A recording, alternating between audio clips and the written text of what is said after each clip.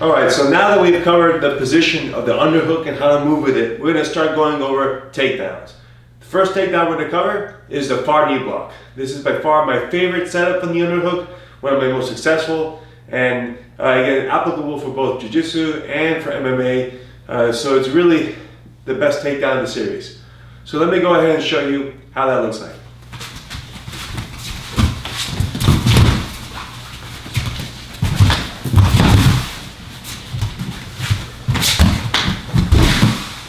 So let's go ahead and break it down. So once I get my underhook, okay, let's assume I'm in the position here, what I want to do is get this leg to pop forward, okay? If he has his leg way back, or even with this leg like a dominant lead here, it's not available to me.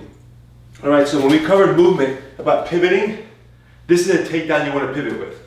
So when I get him here, boom, I'm going to draw that leg out to me. All right, and again, I'm just pivoting on this lead leg, using my underhook as I step back here, boom. Once I get that leg to step forward, now my lead leg is gonna step almost just behind his heel, okay? This hand is gonna capture and block the knee. I'm not pulling it, I'm just blocking it. And then this hand here is gonna punch. And you can see that punch is what's gonna take him over. Because essentially, once his head goes over his knee, that's when he's gonna fall. Okay, so from the other angle, we're like this, okay? I pull him, I'm gonna step, block, punch.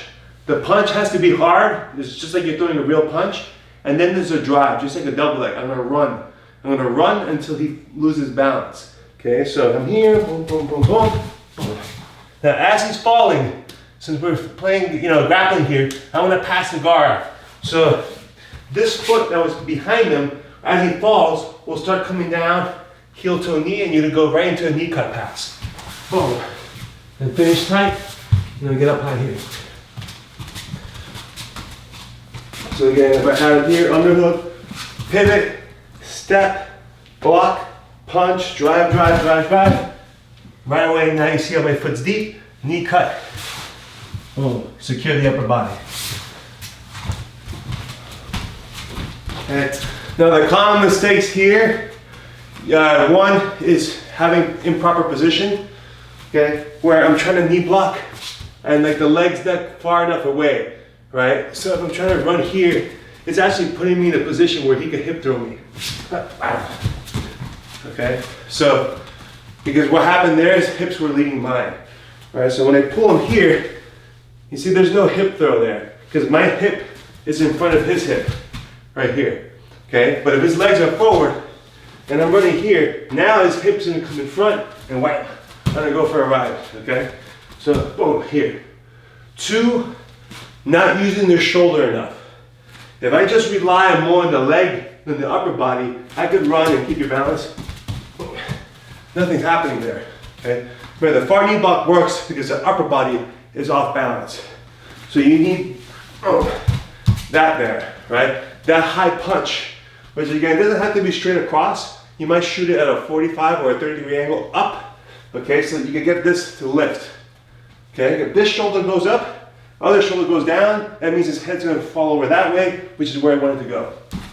Okay, so again, here, pivot, okay. The last thing is the follow through. Some people, they think, because essentially when I demonstrate it, I'm popping him in one shot, right? So you do like, and he's still up and then you don't do anything else. So you have to chase him down. So with a little bit more resistance, once I get him here, okay, that's more or less how it's gonna look like in live speed, where essentially you're running, get a 90-degree angle or making like a T until I drive him over and secure the takedown. So that is the far knee block from the underhook.